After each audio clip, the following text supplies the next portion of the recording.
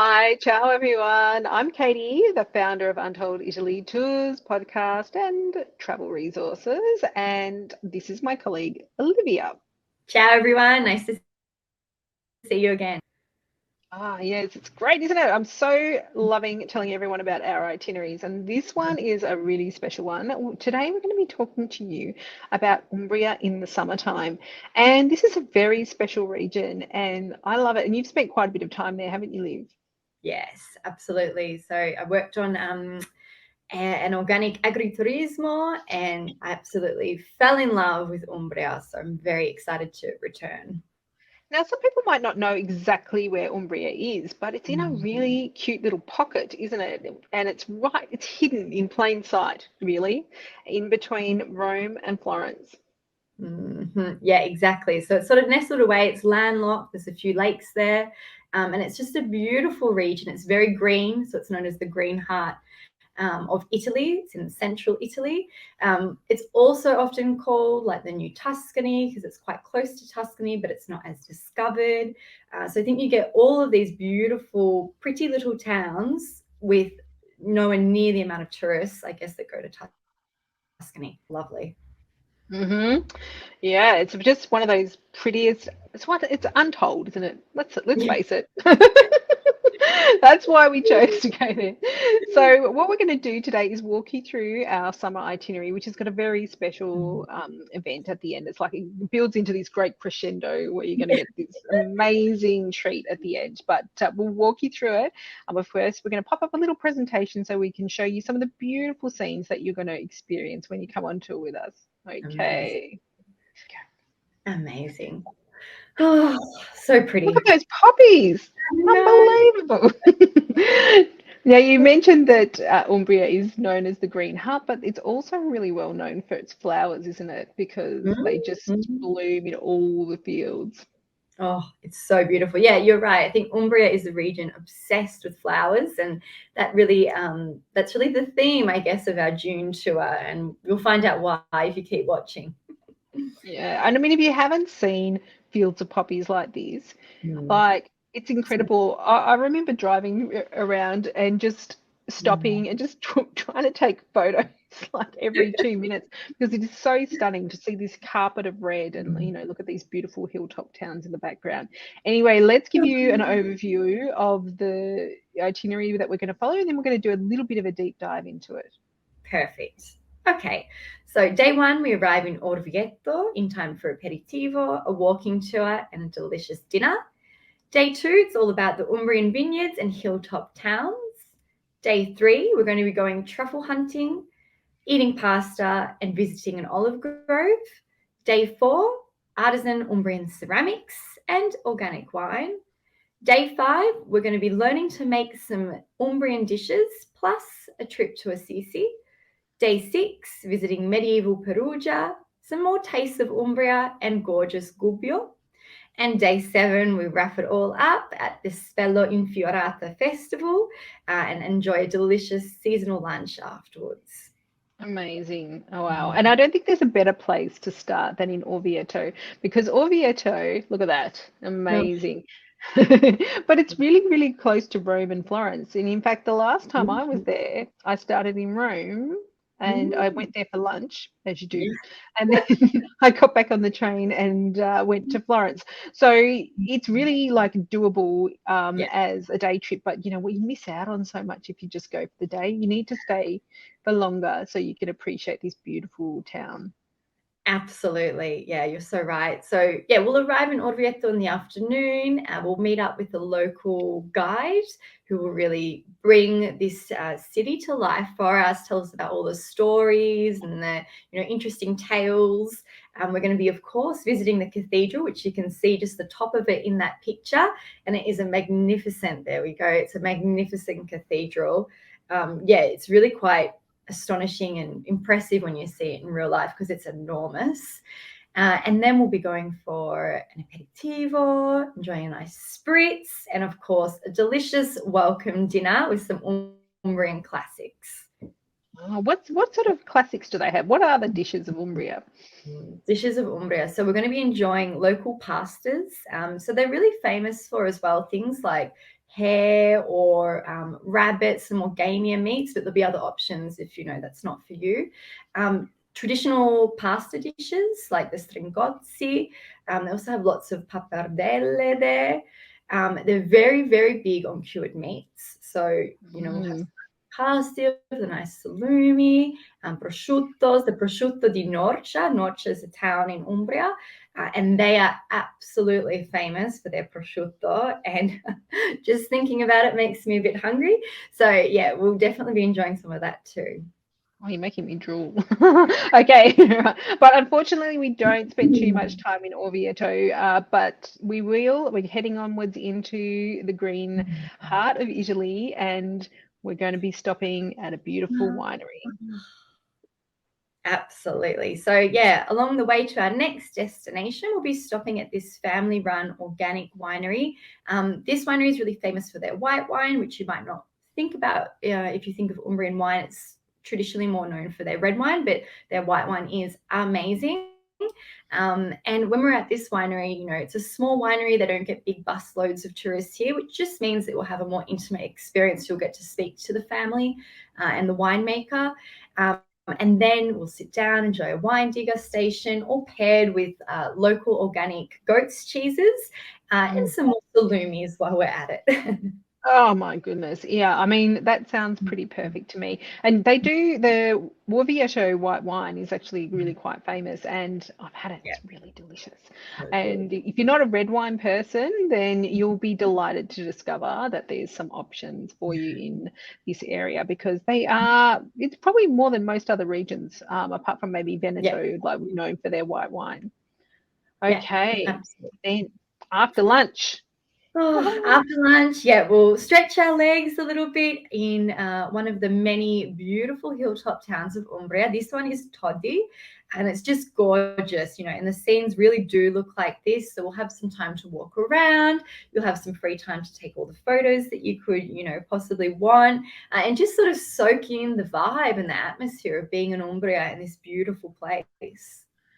Yeah, and it's a really slower pace of life, and so you don't need to rush too much. And they're really tiny towns, aren't they? So, you can spend an hour there just, maybe grabbing a coffee or, just sitting back and relaxing and just taking in the scenery, because, piano, let's take it a little bit slower and enjoy. There's no rushing here. Absolutely. Okay, and now onto the surprise packet, which I think the truffles. Absolutely, truffles. Day 3, all about truffles. So it's not just Piedmont that's famous for truffles, but it's also Umbria. So they have black truffles and even white truffles, which you might be surprised to hear about. So in June, it's all about the summer truffle, the black truffles. So we'll be traipsing the forest floor with our local truffle hunter and his truffle dog to find these literally gems of gold to enjoy shaved over pasta. Oh my goodness, it's so good. I had that last time I was in Italy, and I think I had to restrain myself because, like you'd like to try different foods, but this truffle pasta was so good that I really wanted to have more than a few goes of it, actually. But yeah, definitely one to look forward to. Okay, and then after lunch, another pretty town. Absolutely. So we'll be in a town called Trevi, which is famous for their celery, but also for their olive oil. So Umbria is a region that is just, famous for their olive groves and, of course, their olive oil. So we'll be walking through an award-winning family-run olive grove, learning about how extra virgin olive oil is made in Umbria, and then, of course, trying some of that tasty liquid gold for ourselves. Delicious. And it's so important to this region, isn't it? It's one of their, their major exports, and they are really, really proud of their traditional methods that they use and the different varieties of olives that they use in their oil. And, I think it's really important to understand that this is it's centuries of dedication to extracting this liquid gold. And so you're really getting people that have really perfected their craft. And what I think is amazing about it is they continue to innovate, and that to me is just amazing. Yeah, absolutely. No, keep saying. Okay, but on to day 4. just gets better and better. So day 4, if you like ceramics, prepare to be wowed because we're going to the heart of Umbrian ceramics, so a little town called Deruta. And so when we're there, we'll be meeting with an artisan, going to his workshop, seeing how some of these ceramics are made. And I think we should really focus on that. This is an artisan experience. We're not going to like a big factory where everything is mass produced. This is, really, artisanal. And then, of course, you'll have some free time to wander. Maybe you might want to pick up some ceramics to take home. They're very tempting, and you cannot find, it's really difficult, I guess, to find Umbrian ceramics in other regions of Italy, let alone abroad. Now, let's just picture this. This is a bit of a spoiler alert for a day that's coming up, but you're going to learn to make some dishes in Umbria. And so just imagine sharing that with your family on these beautiful dishes that you acquired there. I mean, that's to me super special. They are memories that you'll treasure forever. And, I think that's why we've included this type of experience in the tour, because again, attention to detail, centuries of tradition, and just it's all coming together in this beautiful moment. And I really can't wait to share that with you. So very special. Absolutely. And afterwards, we're going to be heading off to another local winery. So Umbria is very famous for its wine, especially in Italy. And so we've tasted the whites. Now we're going to be turning to the reds. So the Sagrantino is probably the most famous red wine of Umbria. And that's, we'll be staying in the region Montefalco, which is where Sagrantino is produced, and visiting this gorgeous family-run winery, having a tasting, chatting to the producer about how it's all made. It's going to be lovely. I do love wineries. They're just, they're cozy, they're nice. And, there's always so many great stories to tell. Each family's got their own reason why they were in the business, and stories from their past, and, their nonna who, has, created this vineyard, and the special methods and ways that they do to make their very special wines. I love it. Absolutely. Okay, so day 5. Oh no, we've still got more on day 4. Day 4, yes. So you can see here some beautiful flowers, and let us tell you, like, this is just the beginning of the flower obsession that we're going to see. So we're going to be heading to Spello the day before a few days before this enormous flower festival happens. And the reason for that is we want you to see Spello before it's taken over the festival, which we'll be visiting too.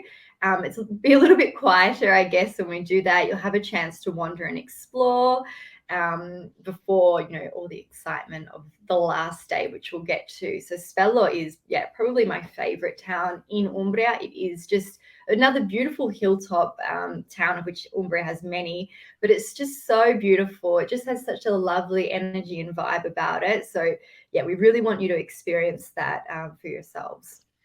And look, the people of the town are so proud of their town, and they want to share its vibrant flower pots with you. I mean, look at it. It's all festooned with all these colors, and just, I love flowers. I'm a flower person. And so I just think that looks fabulous. Love it. Imagine the fragrance. Yeah, exactly. Okay, but first we've got a few more stops before we get to the big finale. So we're going to be doing something we promised.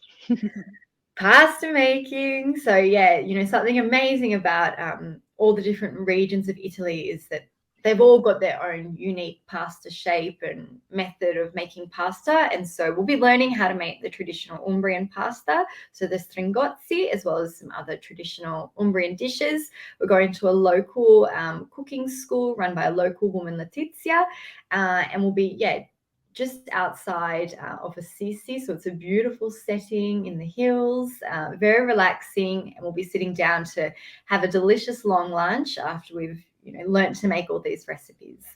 Oh, sounds perfect. And then, this is such a wonderful day, I think, because then the next part of the trip is to go on to beautiful Assisi itself. Look at that. Yeah, it's so lovely. It's so stunning. It's, I guess, probably the most famous town in Umbria, and for good reason. So we'll be meeting up with the local guide who you know, we've spoken about this before, but you just can't underestimate the advantage and the privilege of having a local guide show you around and bring Assisi to life. There's so many different stories, so many different tales and legends, and yeah, it's going to be really, really fun. And we'll have quite an extensive tour, of course, visiting the cathedral or the cathedrals. And then you will have, you know, some free time to wander. It's quite small, so you can take your time, get some nice photos, have a gelato. You know, it will be summer. Yeah, it's just beautiful, Assisi. Yeah, and I think it's a really important place that people have been coming to for centuries on the pilgrim route. So, yeah, you can imagine there's so many interesting histories and Mm. curiosities of things that have happened along the way. So people have been coming for years to visit and pay their respects to St. Francis, who was born in Assisi, and it's a very, very special place. And it's quite evocative, even if you're not Catholic or religious. It's a very, you know, I found very peaceful, quiet place. You know, once you find your little pocket away from, Yeah. potentially there may be a few other people there, other pilgrims, but not as many as what you would find in many places, especially in Tuscany. Absolutely. Okay. So now we're off to, look how beautiful this is, Perugia. So Perugia is such a lovely town. It's quite small and compact. It's very well known for universities, so it's a lovely, fun university town too. Also very well known for its chocolate and delicious food. So we'll start off day 6 with a foodie and history walking tour. Just such a great combination of things. So as we'll be learning all the different stories, we'll be stopping in at a few different places to try some cured meats, maybe some little bite of truffle pasta, a glass of wine, and a few other local specialties.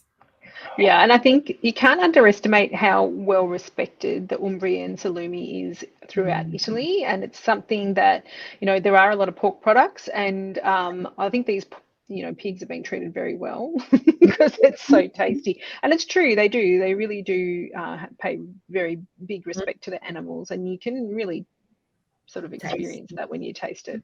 So yeah, I think that's one of the highlights really of any trip to Perugia is and just partaking in the local delicacies. I love to partake. Me too. Okay, and then in That the afternoon. Yeah, so we need to be, you know, have another little stroll, stretch our legs after all those tasty delicacies. So we'll be visiting Gubbio, another lovely, charming hilltop town with a beautiful medieval centre. And we'll be meeting up there with a local guide too. So again, who will tour us around and really bring Gubbio to life. And there's going to be a lot of free time in all of this. So when we have the local guides, we're really emphasizing that they're going to tell us some stories, give us some highlights, and so to give you the right pointers so you can go and explore on your own and have the time. But these towns are quite small, so you know you can easily walk around them in an afternoon or a morning, even a couple of hours, and just really enjoy the beautiful surroundings because Umbria is very much famous for hilltop towns and you know, each one has its own very special character. Yeah, absolutely. Okay, we're on to the finale. It's going to be, but you have to get up early, I'm afraid. I know. So look, if you're not an early riser, you're not forced to come because this one we probably want to be there around 7 a.m. So let's just explain. We're going to Spello. It is the Infioratus, the flower festival. This happens once a year only. So the night before, the night before we have there's small groups of the Spellani, the locals who get into different teams, I guess, to create these flower carpets. So literally like sort of paintings that are made out of flowers and designed the next day on the Feast of Corpus Christi for the priest to walk across the carpets towards the church. So the reason that we want to get there early is that we want to see these amazing carpets before they're trampled on. So that's why, hence the 7 a.m. start. So it's going to be, an early start, but I think really, really worth it because it's just, you know, this also hasn't happened for the last few years with the pandemic. So it's going to be extra special to see this.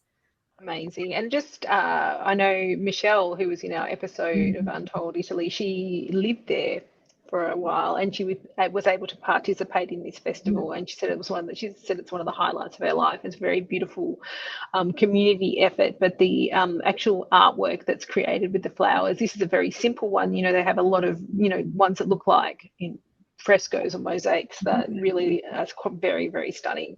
So yeah, that's definitely going to be a highlight. And after all that, we're going to be sort of like, I think we'll kind of be a little bit, wanting to talk about everything. So it's a good thing that we've got a very nice lunch planned after that. Exactly. So we'll be having a final long lunch together under the sun, enjoying the local wine, the local dishes, just talking and reflecting about like the last week that we've had together and all these amazing activities. Least of all, not least of all, the Spello Infioratus festival, which is, I think everyone will be a little bit in awe after seeing that, because it's just, it's going to be amazing. Absolutely. So our tour ends in Perugia, and from there you can easily make your journey onwards to either Rome or Florence. And it really is like just a matter of an hour and a half to get back there. So as we said, this Umbria region is really hidden in plain sight. It's right there waiting to be discovered. But what we've included in this tour is so many special activities that would be quite difficult to arrange in sort of this context on your own. So we're visiting these tiny family wineries. We're going to be meeting people that are proud of their heritage and their history. And we can't wait to share it with you. So we hope you join us on tour in Umbria in summer. And if you would like the itinerary, you can go to our website, which is tours.untolditaly.com/Umbria. And we hope to see you on tour. Absolutely. All right. Ciao for now. Ciao.